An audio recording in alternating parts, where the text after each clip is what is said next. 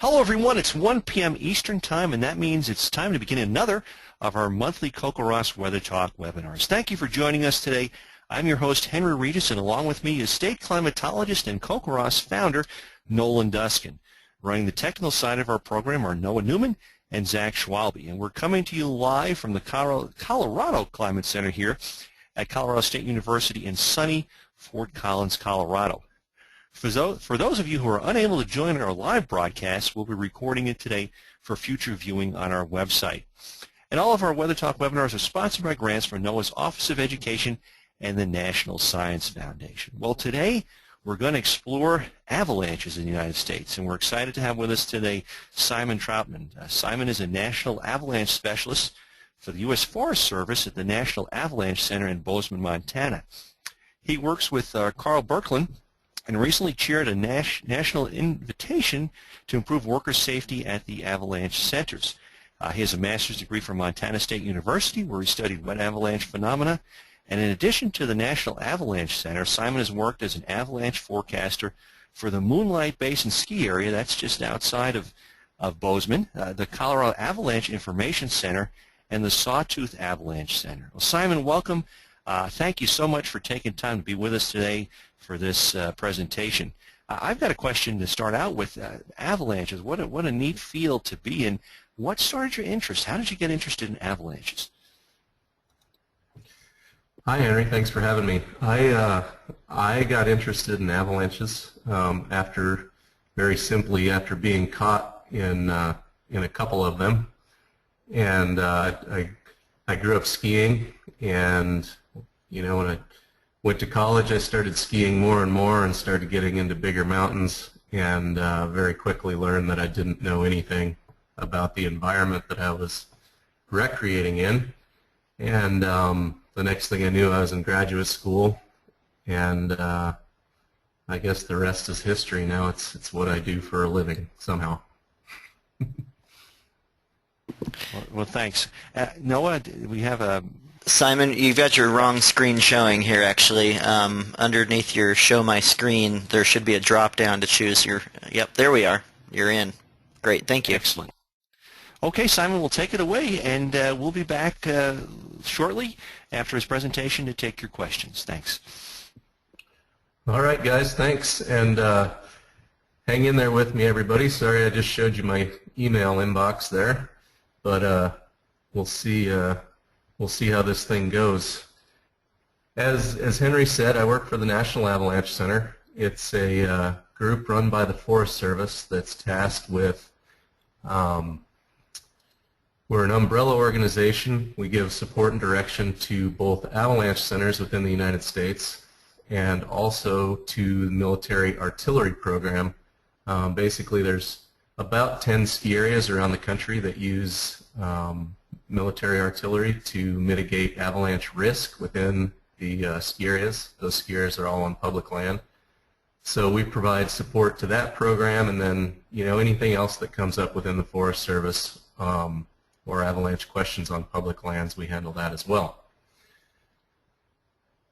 So if you're interested, we've got a website, forestserviceavalanche.com, and there's a lot of good stuff on it. Basically, the reason the Forest Service is involved with avalanches is that they kill more people on national forests than any other natural hazard on any given year.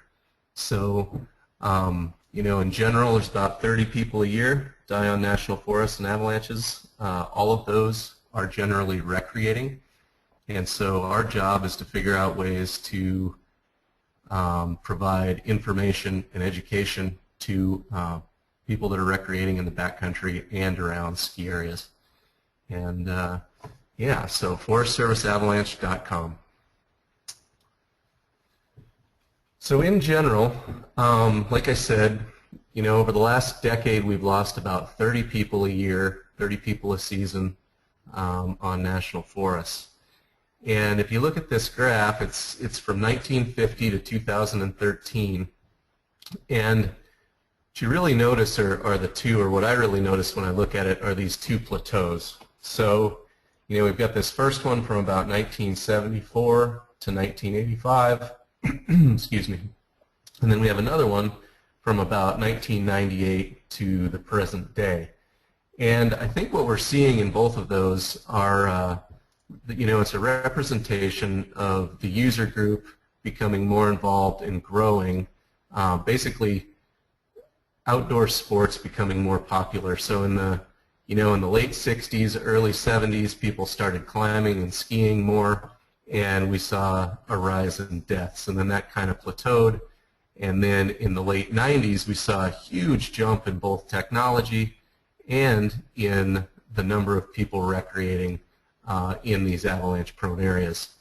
The really cool thing about this later graph is that you can see we have this exponential increase in the late 90s into the mid-2000s. And then what you see, or what I see anyway, is this pretty remarkable kind of flat trend. And I think that we can attribute that to information and education, or in other words, the availability of information and education for people. Basically, avalanche centers came into being in the, kind of in the 90s is when they really kind of hit their stride. And I think what we're seeing, even though use is still exponential, we seem to have dropped off the number of deaths. So if we look at fatalities by state, you can see that Colorado really takes the cake. There's several reasons for this. Number one, Colorado tends to have, as you all know, very high elevations. But the snowpack, high elevations, very cold, lots of wind. It's kind of a dynamic and dramatic place to play in the mountains. It also tends to have a lot of historical mining, so there are a lot of highways and roadways that access these avalanche-prone areas. Utah and Montana are pretty active, but in general, when you look at this graph, what you can see is that for the most part, there's a couple deaths in the last 60 years on the East Coast, but for the most part, this is a Western problem, Western states. This is a video that I pulled from, it's a helicopter ski company that filmed it down in Colorado, but it's about 5 minutes long. The sound is pretty mediocre, but I think that in general, the reason that I put it on here was that I think it'll give you a really good feeling for the phenomenon in general, and why as an agency and as a community we care about these things. So there's a crown in the background. That's an avalanche crown, slab avalanche, dark line across the background there. And what you're watching is the helicopter company coming in to try and clean up. They had a big natural avalanche cycle the day before. The sky is cleared, so they're coming in and they're heli-bombing this area to try and remove the latent threat for the community down below. These are the mountains above Ophir, Colorado. And you'll watch in the foreground here, this thing will start to move all of a sudden. That last shot, there you go.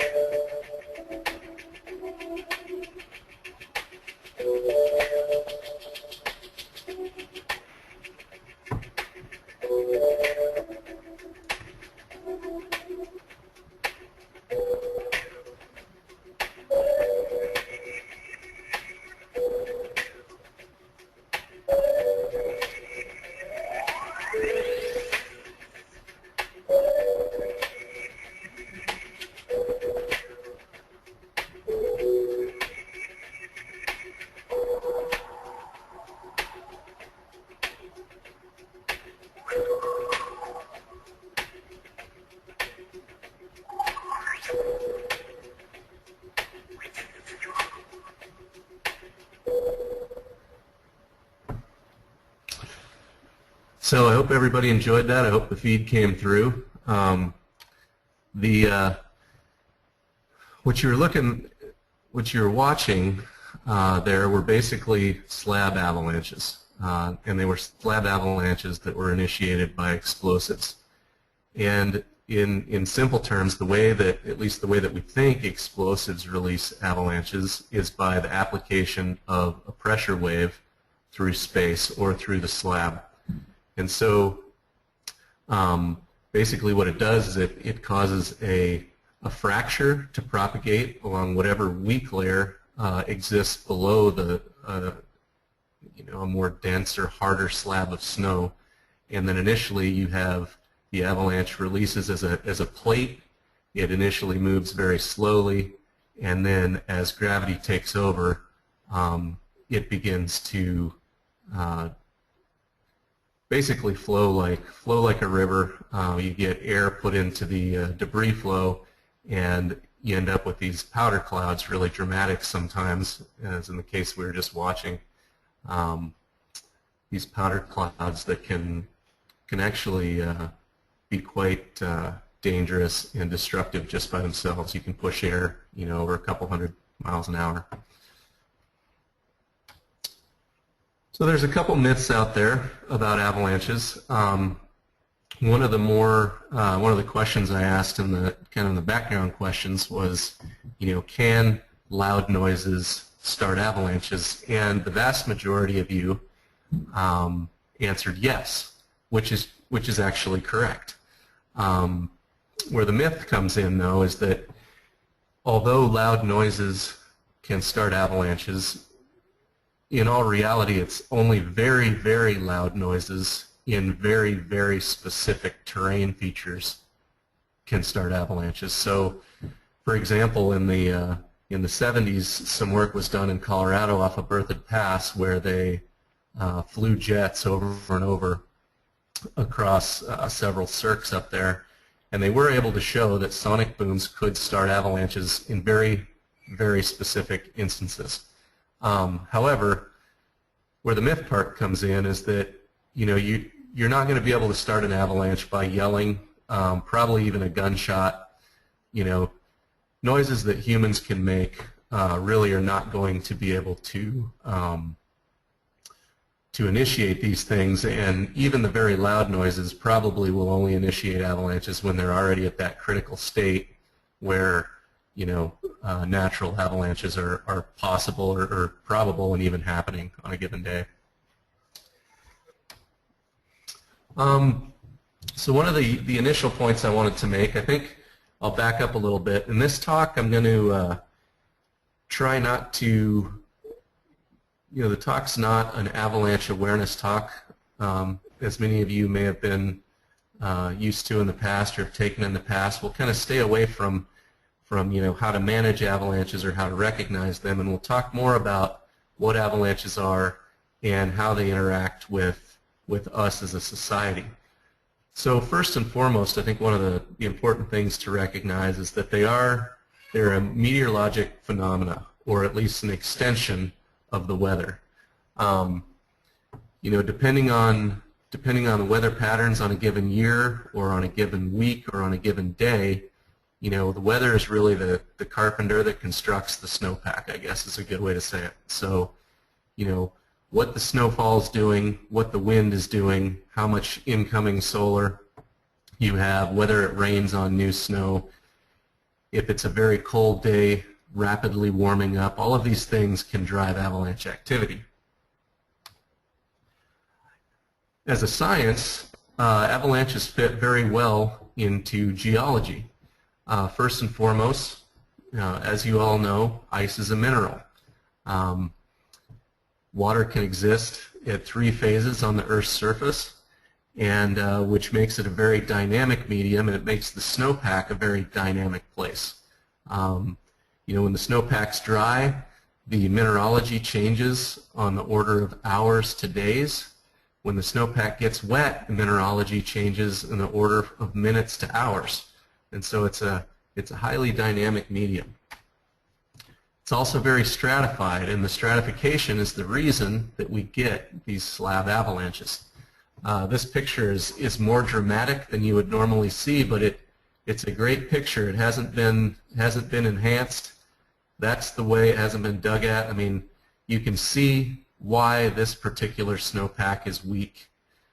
And even though it's not generally this obvious, when we have avalanche problems, these are the kind of relationships we're looking at, as we're looking for dense, hard slabs of snow that sit on top of a layer of snow that is not as strong.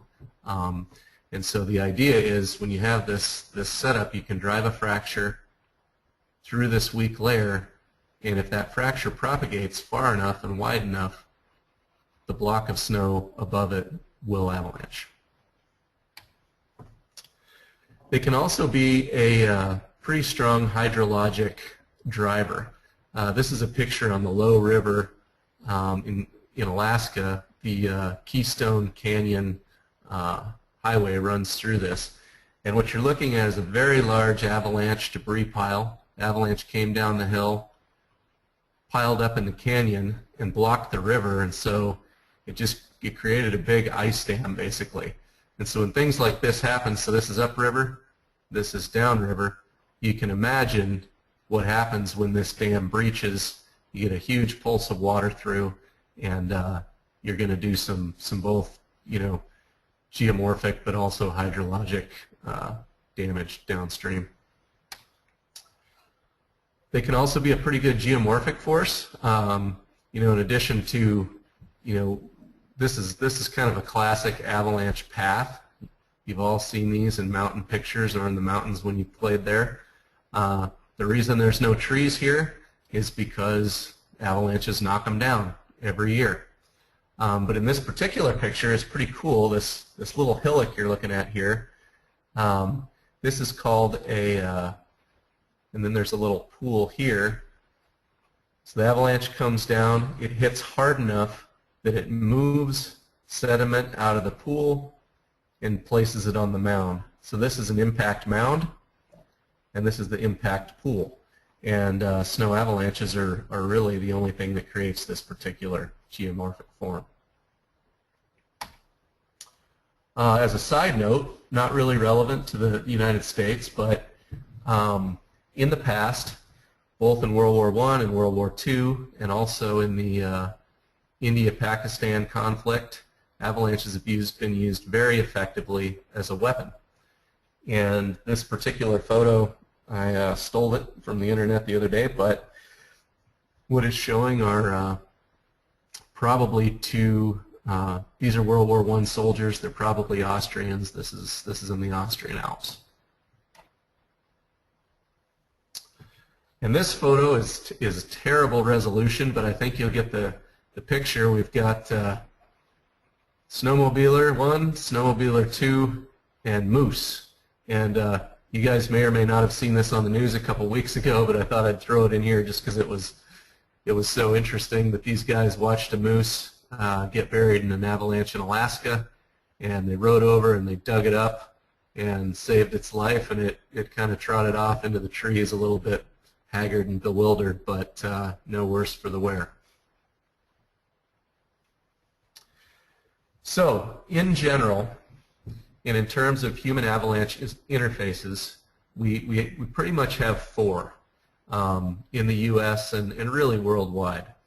The first is ski areas, second is backcountry areas, third are highways and railways, and the fourth are developments, which are mines, towns, anything of a similar fashion. And I think the important thing to remember is that each of these interfaces requires a unique form of mitigation, hazard, or risk assessment. So there's different ways to deal with the avalanche problem in each of these areas, partly because of the surroundings and partly because you just have different problems to deal with.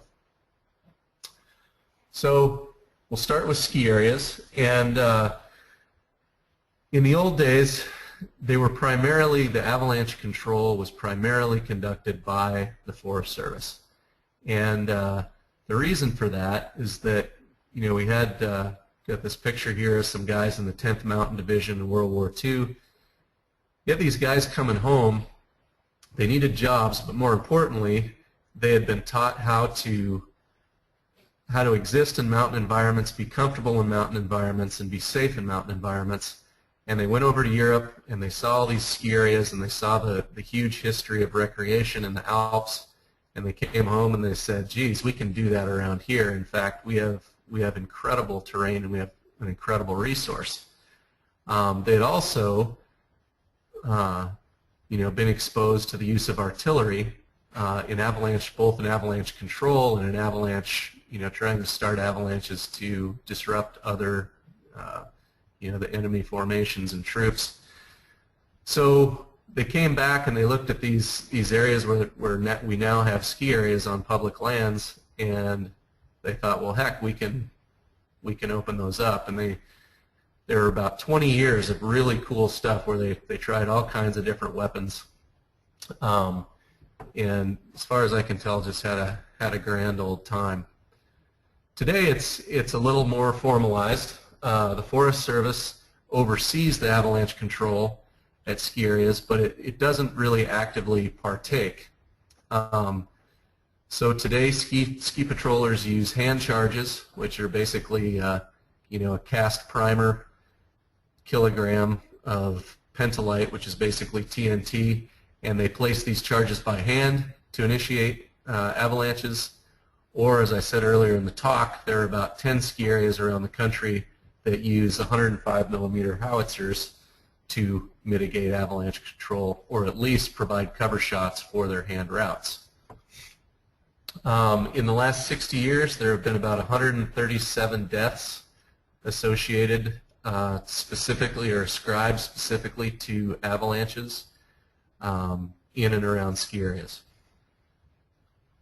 About 45 of those happen inbounds, and just under 100 of those happened, within an hour of a mile of the boundary. So basically, people ducking ski area ropes and going into uncontrolled and unpatrolled areas.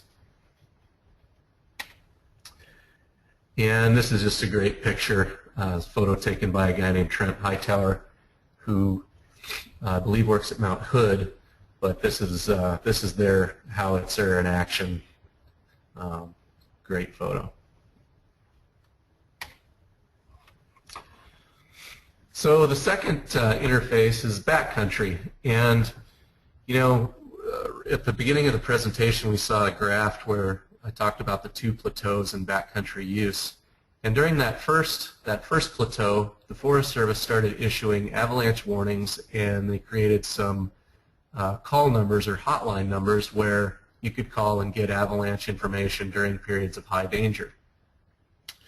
Then in the 90s, we saw, kind of a second iteration of avalanche centers where they switched from just hotlines to, a daily advisory or avalanche forecast. And that forecast, involves a weather forecast, a snow and avalanche problem description, and then travel advice.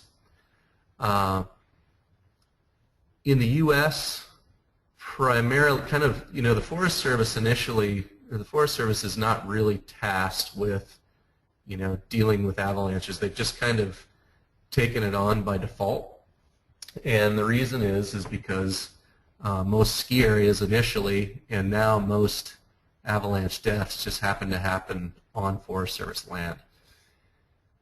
And since the 50s, we've seen right around 1,000 deaths in backcountry avalanches. And that's just deaths that, every year you can imagine if there's 30 deaths, there's probably, 3 to 4 times that number of close calls, injuries, or other incidents prescribed avalanches. So this is kind of a good look into the American identity. If you go up to Canada, they have one avalanche center. It's called Avalanche Canada. Kind of deals with all things avalanche in Canada. In the U.S., the Forest Service works as the umbrella, but basically we have 15 to 18 different groups that deal with avalanche problems within their own locale. And most of these groups are affiliated with the Forest Service, but we do have a couple nonprofit groups. And then if you live in Colorado, you know that the Colorado Avalanche Information Center is a state-run organization. It gets a small amount of support from the federal government, but in general the state runs that program. And this is kind of a neat product that we put together in the last couple years. If you go to forestserviceavalanche.org and click on Get the Advisory, this Google Map or Google Map product will come up. And what you're looking at is a interactive map that is updated daily with all of the areas. Basically, the colored areas you see in the picture are the areas that are actively forecasted for in the United States by one of the groups that we saw on the previous slide. So the way this works is, say you want to go to Salt Lake City, you hover over the zone, it'll give you the travel advice. If you click on it, it'll take you directly to the avalanche forecast for that given day. So the third interface that I want to talk about are transportation corridors. And if you remember one thing about avalanches and transportation corridors, it's that there's, as you can imagine, there's a pretty big economic liability if a road gets closed. And I think the reason that I stress it is that, you know, if I-70 out of Denver gets closed, in 1990 they estimated it was about $1 million to $1.5 million per hour that was lost, never to be regained. You know, I think in real dollars now, 2015 dollars, that's probably more like $3 million, $2.5 to $3 million an hour, and that doesn't even factor in just the increased commerce and traffic that road has seen in the last 25 years. So basically the point is if an avalanche hits the road, there's a safety concern for the motorists, but there's also a huge economic concern. So the commerce doesn't get through, and skiers don't get to ski areas, and therefore we try and keep those roads open as much as we possibly can. That requires a certain amount of active mitigation, and so the state DOTs, both on, the two roads, primarily the two roads in the U.S. that are the biggest liability are I-70 and Summit County Corridor and Snoqualmie Pass in Washington. There are several more that do control work, but those two are the largest. And in general, they're managed by the state DOT with seed money or support money from the the U.S. Department of Commerce. This is a picture of Galena Pass in Idaho. It's a small road. There's no active mitigation on this. So anyway, I just show the picture mainly because this is a pretty small avalanche in the scheme of things, but that blower there is probably 12.5 feet tall. So it'll give you a sense of perspective in terms of, these things are definitely an issue for cars, and if people weren't out there cleaning these highways up, cars just plain wouldn't get through. This is another shot in a different part of Idaho, but this is Highway 21 that runs in between Stanley and Boise. Pretty remarkable slide. This happened last year. It ran through a burned area, and so in addition to snow on the road, you have all these partially burnt timbers. It's kind of like a bunch of pixie sticks frozen together in an ice ball. So lot of work to clean these things up.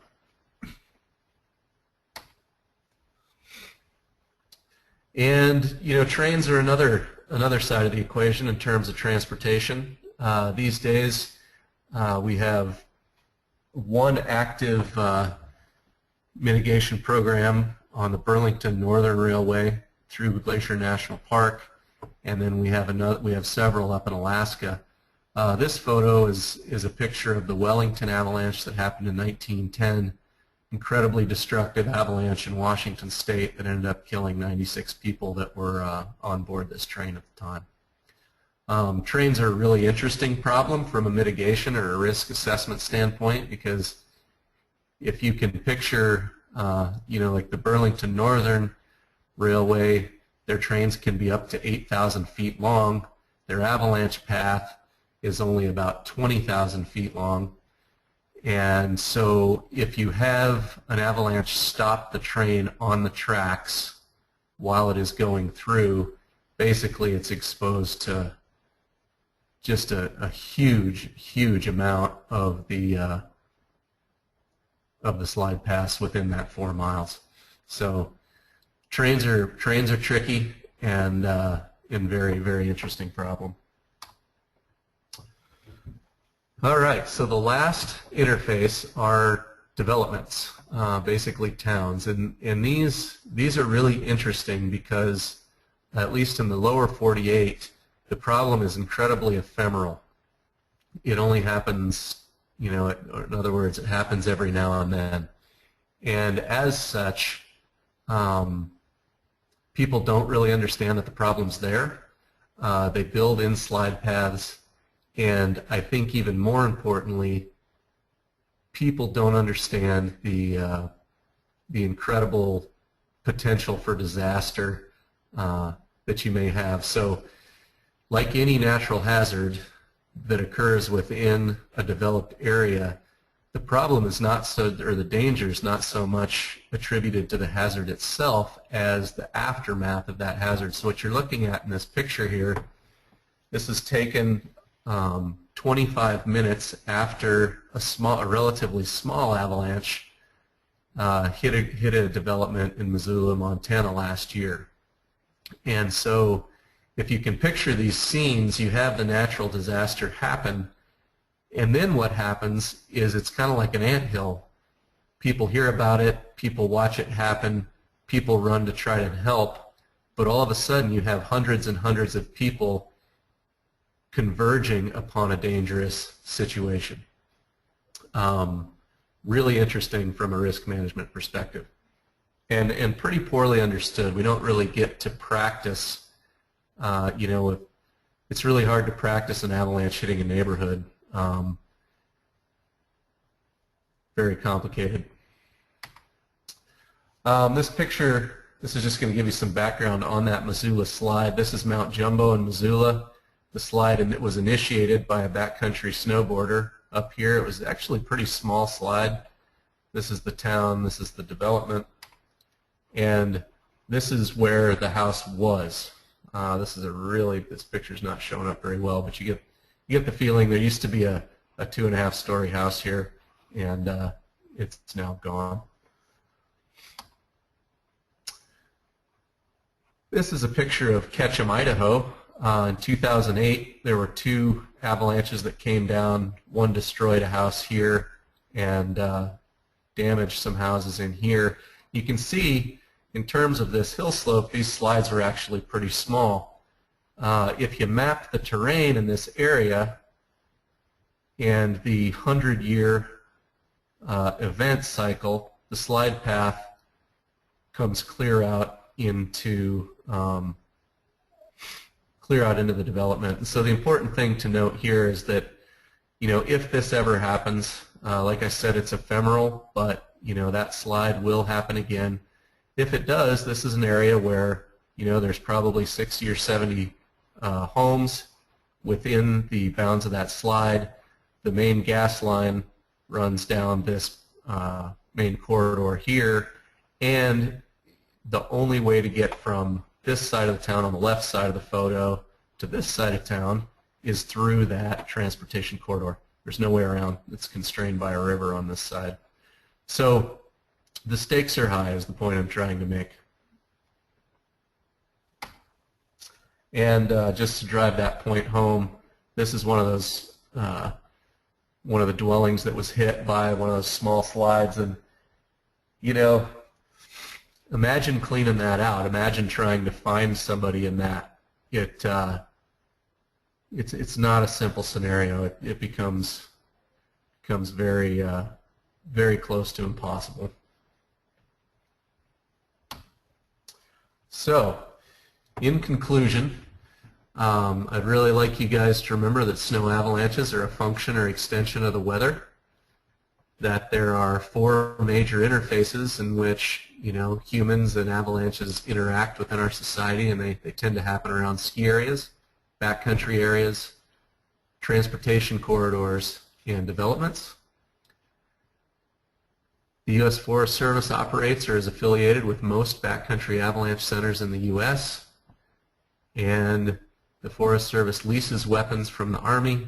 It loans those weapons to ski areas in order that ski areas can more safely mitigate avalanche risk. And with that, I'll turn it over to questions. I really appreciate your time. I hope this came across fairly well, and looking forward to hearing from you. Thanks, Simon. Yeah, very informative. This is really some interesting stuff you got here. Hey, I've got a couple. We're going to take some questions. If you guys want to type those in now, be sure to include your state and your name on that so we can give you credit for the question. I've got a couple questions for you before we get started. I remember driving the $1 Million Highway from Silverton to Ouray at night. And I always, wow, and in the winter, and thought about avalanches. Are they more likely to occur during the day with the temperature fluctuation, or is there just as much of a threat at night when you're out there? I would say there's just as much of a threat at night. The temperatures are one thing that seem to drive some avalanche activity, but in general, it's more driven by high rates of snowfall, and most importantly by wind. So wind is really, in alpine avalanche cycles, wind is the primary driver. And so if you get, a 2 or 3 inch an hour snowfall with winds above 20 miles per hour, you're going to see avalanches. Okay, So it's really yeah. So in terms of like driving highways, it's really the storms that are gonna drive that danger. The other question, and we had talked about this before we went on the air, roof avalanches, and could you, they can occur anywhere. Could you mention a little bit about what those are and what, just some, I don't think a lot of the public is aware of, you can get an avalanche off your roof and the threat they could be. Definitely. A roof avalanche is exactly how it sounds. Basically, you build up a certain amount of snow on your roof, and you have a slab avalanche occur that comes off the roof. And when they get dangerous, they're dangerous when the roofs are sloped towards walkways or driveways or porches or hot tubs or any other thing that people might be hanging out on. We don't have really good numbers on it, but it seems that 1 to 2 people are killed in the U.S. annually by roof avalanches, and those numbers are not included in the numbers I talked about earlier. So they are an issue, and I think the important thing to notice is in mountain towns, mountain architecture, architects actually look pretty hard at what direction roofs slope. And I think it's something that people don't really understand, but most of these big buildings that you see are actually designed so if the roof slides, it's not going to kill anybody or crash anybody's car. In general, in terms of, your own understanding of safety, these things tend to happen after large storm events. And then when you have a cold storm that puts down a couple feet of snow, and then it warms up.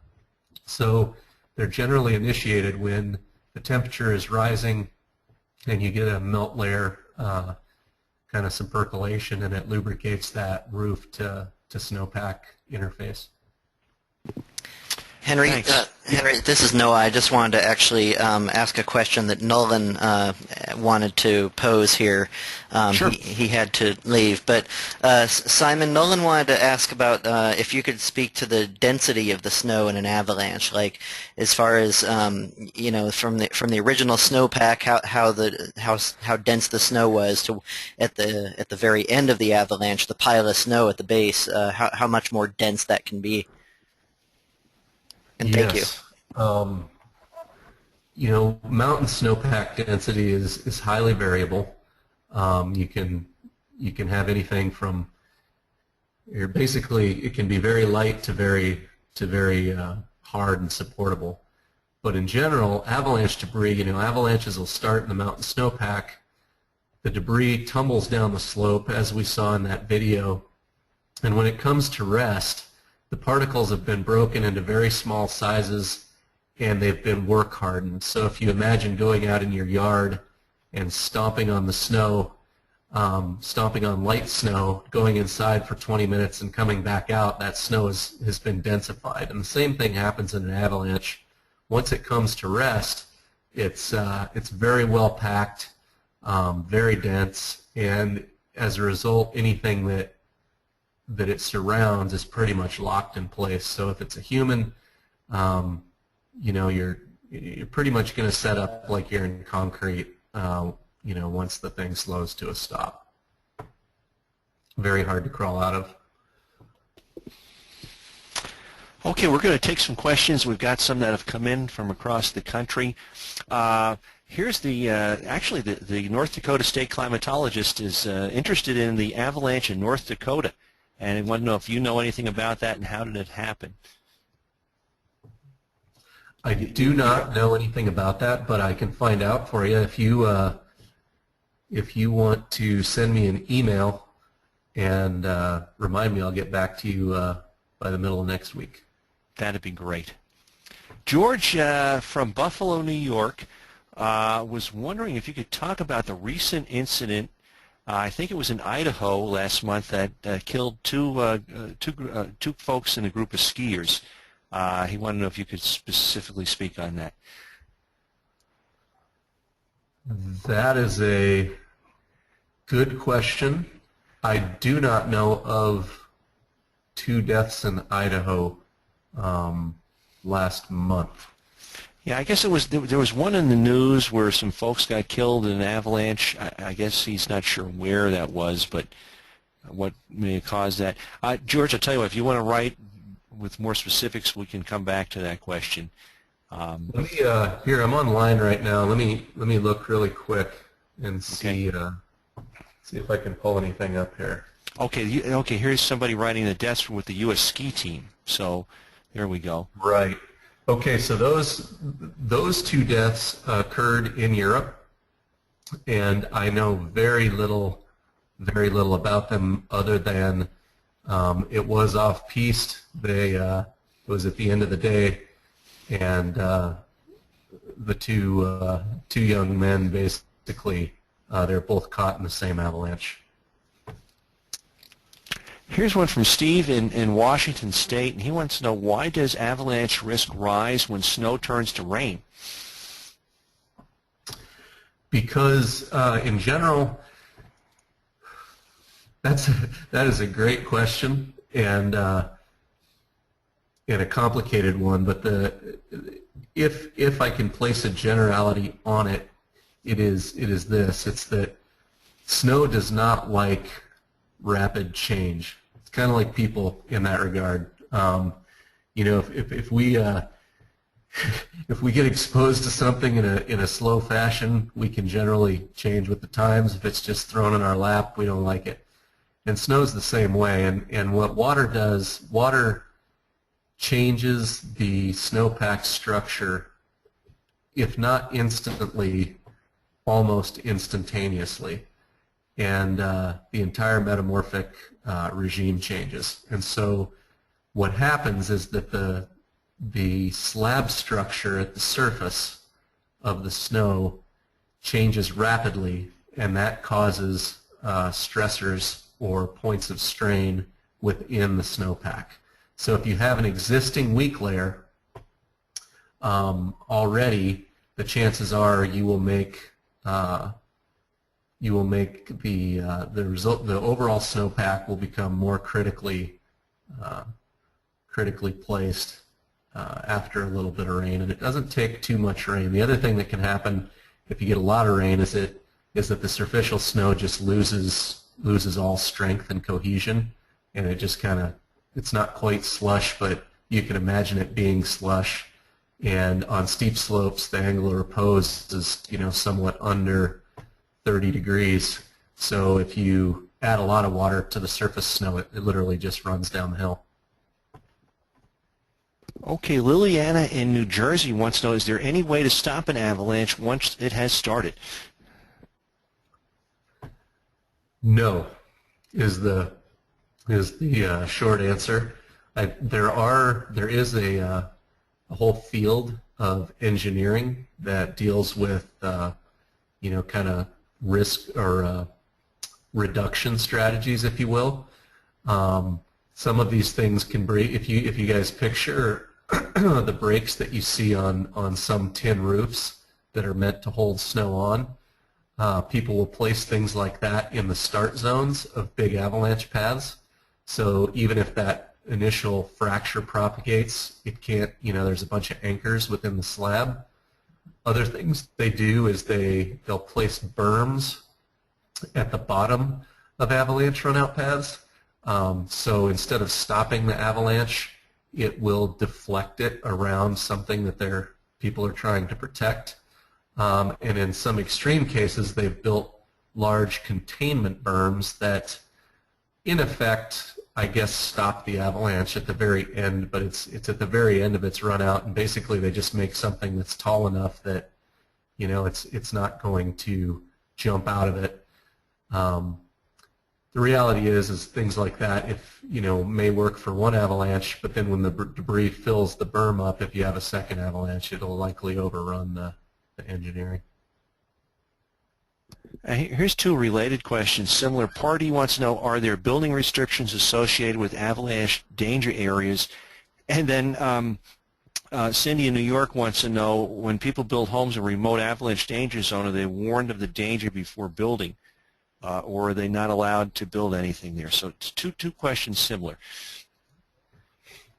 Yes, in general, in this day and age, we generally know, you know, and especially around existing townships and things, we know of avalanche danger, and so usually counties have, you know, regulations that revolve around building in those areas.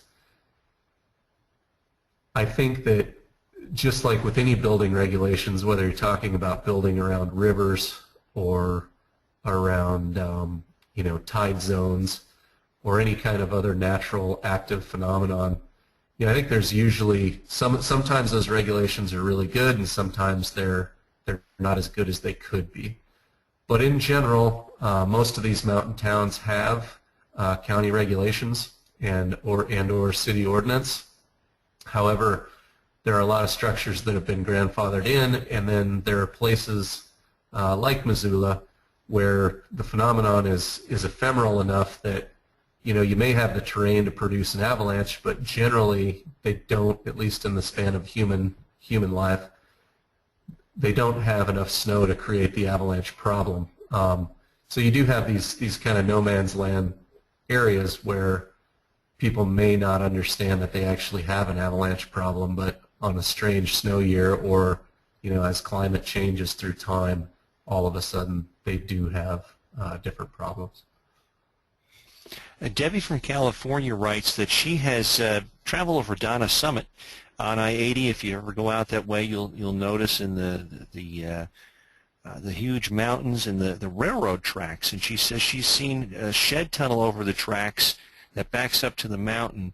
Are these sheds to protect trains and tracks from avalanches in that area? Do you know anything about that? Yes, they are. Avalanches and rockfall. And yes, they just, if anybody online has been over Snoqualmie Pass recently, they're putting a ton of money into a new shed on Snoqualmie Pass to do the same thing. Mark wants to know, the warming of winters in the last couple years, has that had any effect on the avalanches in the West, the warmer winters? I think in general, I would say yes. It's something that's, you know, scientifically, I don't think I can answer it in a, you know, quantitative or rigorous fashion. But anecdotally, my experience is that, you know, since weather controls avalanches, if you change the weather or if you have a year that's different than another year, you will see a different avalanche pattern. One example that I can give you is that, you know, in the last couple of years, it seems like we've seen this larger synoptic scale kind of, you know, larger weather pattern, you know, jet streams staying in one position for weeks at a time and then moving dramatically. And last year what we saw is a long period of cooler, drier weather over the Intermountain West that was, you know, at the end of January all of a sudden followed by a very wet period of heavy snowfall and high winds. And so what we ended up with was a lot of old rotten snow at the bottom of the snowpack with a thick, you know, 4 to 8 foot thick slab on top of that rotten snow that was placed there in a matter of a week. And instead of just having that happen in, say, Salt Lake City, it happened in Salt Lake City, it happened in Ketchum, Idaho, it happened in Jackson, it happened in Bozeman, all the way up into Canada. And, you know, the result was incredibly high avalanche danger for a period of a week and a half. And I think in a if I recall, in a two-week period, 12 people were killed as a result of that large storm cycle. So anyway, that was a little bit long-winded, but in answer to your question, I think a better way to phrase it is that different weather patterns create different avalanche patterns. Here's one from Tommy in Virginia, and Tommy wants to know what was the largest avalanche ever recorded in the U.S. Is there one that stands out? That's a great question, and I don't know the answer to that. That's a great question. It's kind of hard to quantify, as you can imagine. You know, a lot is involved, and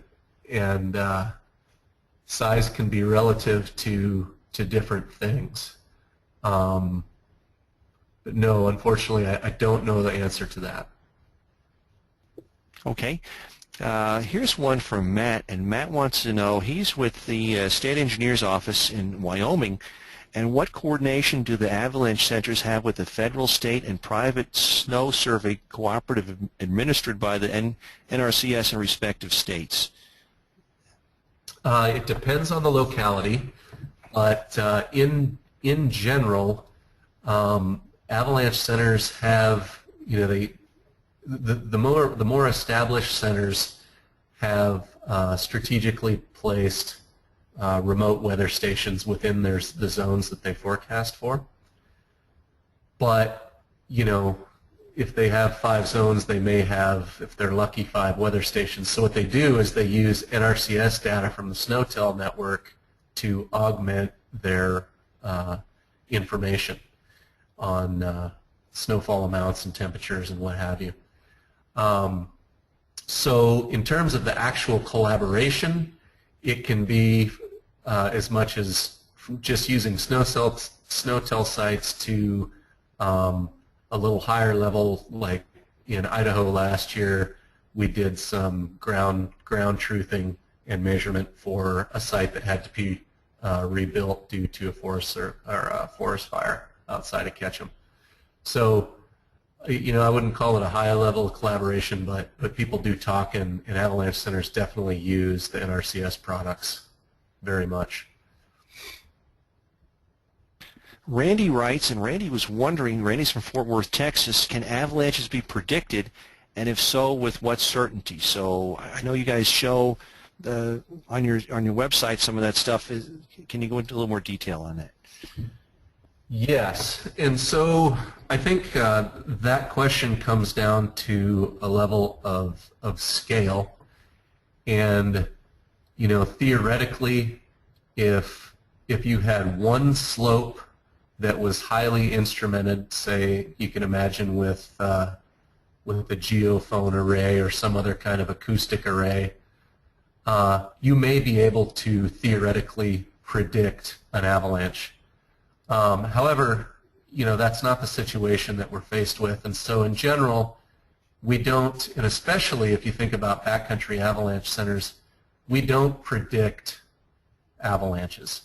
What we do is we assign levels of danger, which are basically levels of risk. And so what our jobs are is not to say on this day avalanches will occur with this probability. Instead, we say on this day, this is the type of avalanche problem you can expect, this is where you can find it, and these are the expected sizes and likelihoods of, say, triggering, but it's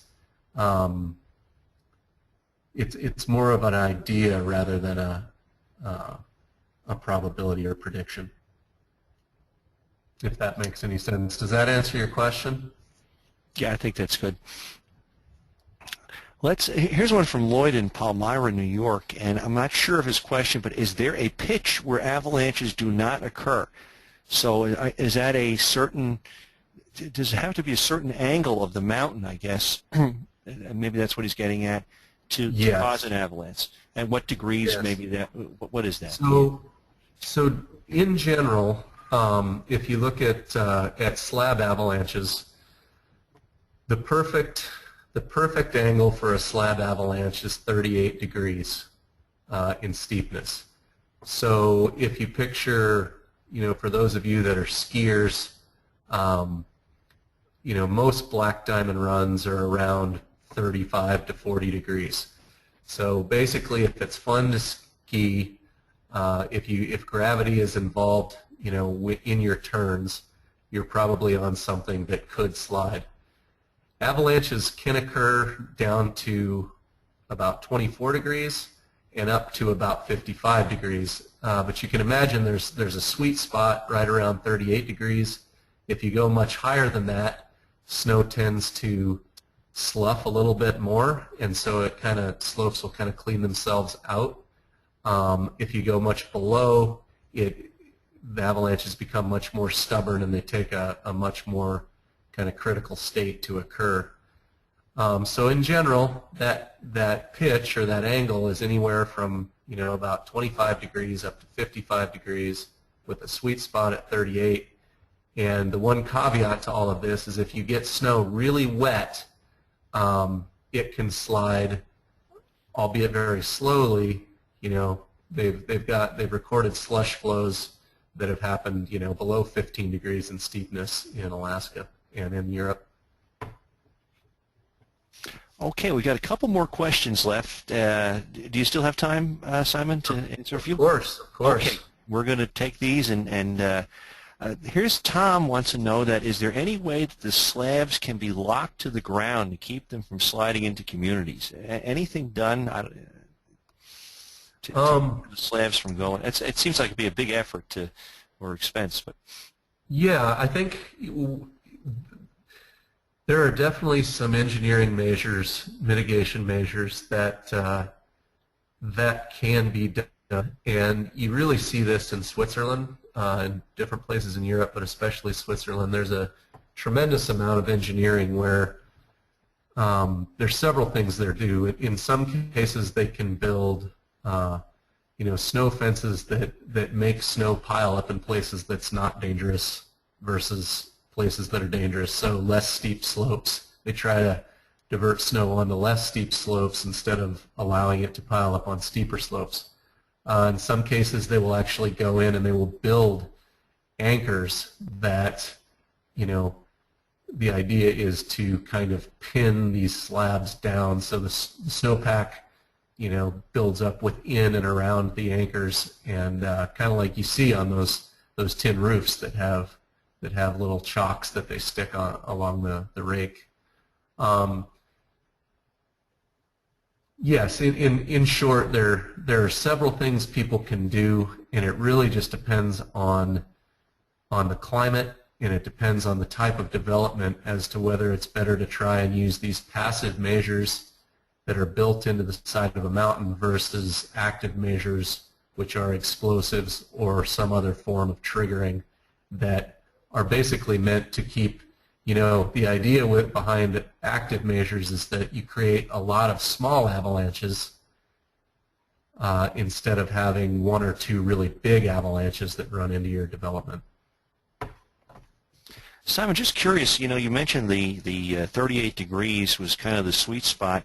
Is there a certain amount of snow in inches that it kind of makes you guys say, oh, okay, we've hit this certain amount, and that is there a certain criteria for a number of inches that can trigger these sometimes?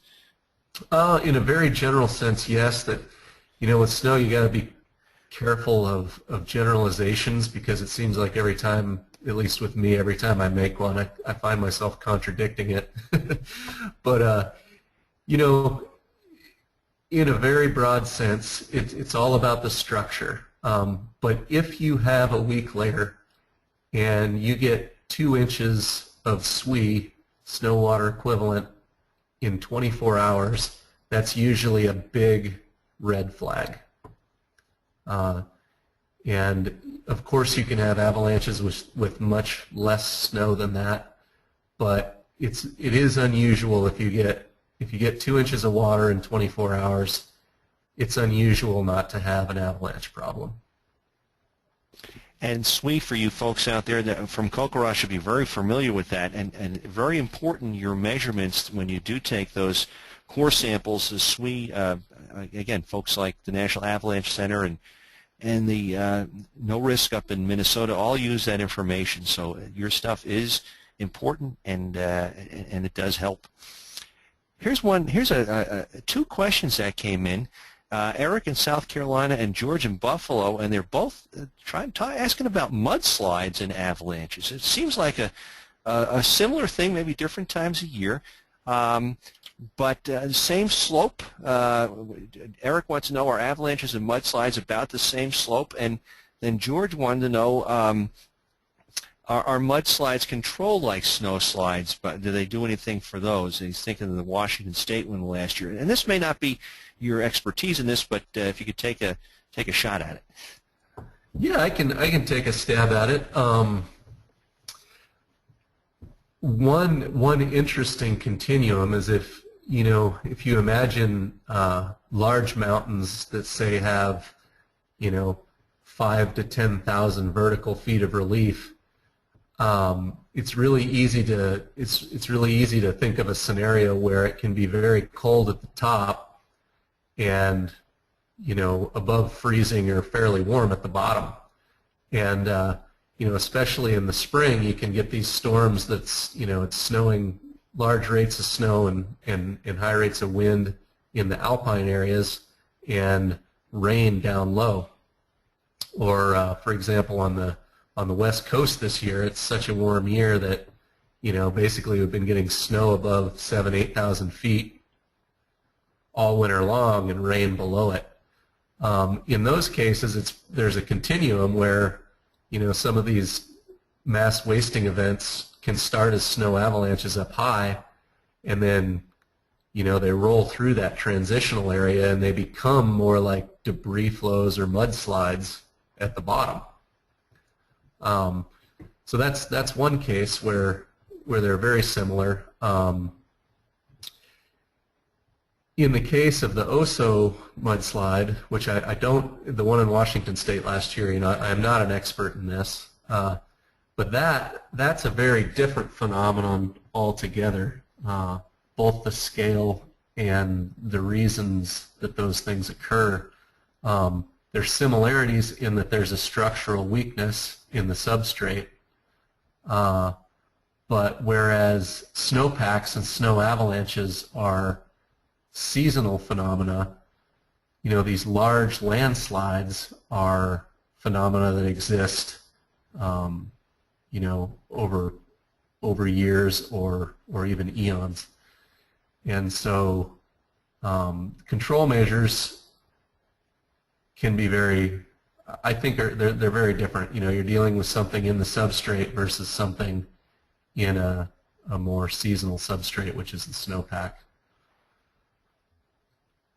Okay, well, I'm going to ask the last question for the day here, and we'll wind it up. Around the world, so Colorado seems to be the sweet spot here in the U.S. What's probably the most avalanche-prone spots in the world? I guess the Himalayas would be one. Alps. Any comments on that? Yeah, that's a great question. I think that anywhere. So any mountainous area that has a snowpack is prone to avalanching.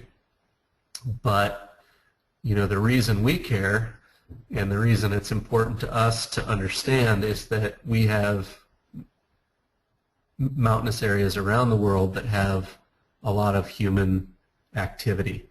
And so Switzerland is huge. You can picture there's not only a lot of recreation there, but there's just an incredible amount of development, and people live in and around these things in a way that we can't even really understand in the United States.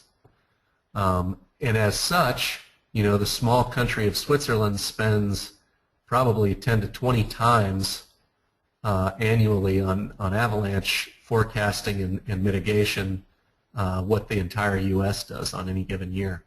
And the reason is because it's important to them. It's just part of their daily life. as you mentioned in the Himalayas, yeah, there's a lot of interaction there. Just recently in Kashmir, 2 years ago, I think, there was a avalanche that struck a highway and buried and killed over 140 people that were stopped on the highway. So yeah, basically, you know, in answer to your question, anywhere where there are mountain communities, we're going to have some interaction between humans and avalanches, and have to figure out some way to mitigate those interactions. Well, Simon, thank you so much for taking time out of your day to be with us today. This is a great presentation. I think we've all learned a lot. Thanks for answering the questions, and again, we really appreciate you being with us. Maybe we can talk again sometime. That would be great. That sounds good. Yeah. Thanks for having me, and everybody. I really appreciate the opportunity to be here, and it's pretty cool what you guys do. So I want to thank everybody on the call for doing what you do. It's awesome. And we'll have Simon's slides up and all that information on our website later this week. You can go back and look at them at your leisure. Well, folks, I want you to mark your calendars and join us on February 26th. That's in a couple weeks for our next webinar, which will focus on agricultural meteorology. And we're in luck to have Brad Rippey and Mark Brusberg from the USDA's Office of the Chief Economist in Washington, D.C. on hand, and they'll take a look at the impact of weather on U.S. and global crop yield and production. And this should be a really interesting webinar. Finally, when you sign off today, as we say goodbye, please take the survey that will pop up on your screen. It's only a couple questions. It'll help us with our future webinars. So until next time, this is Henry Regis for the rest of the CoCoRaHS team here in Fort Collins saying goodbye. Have a great afternoon. We'll see you later.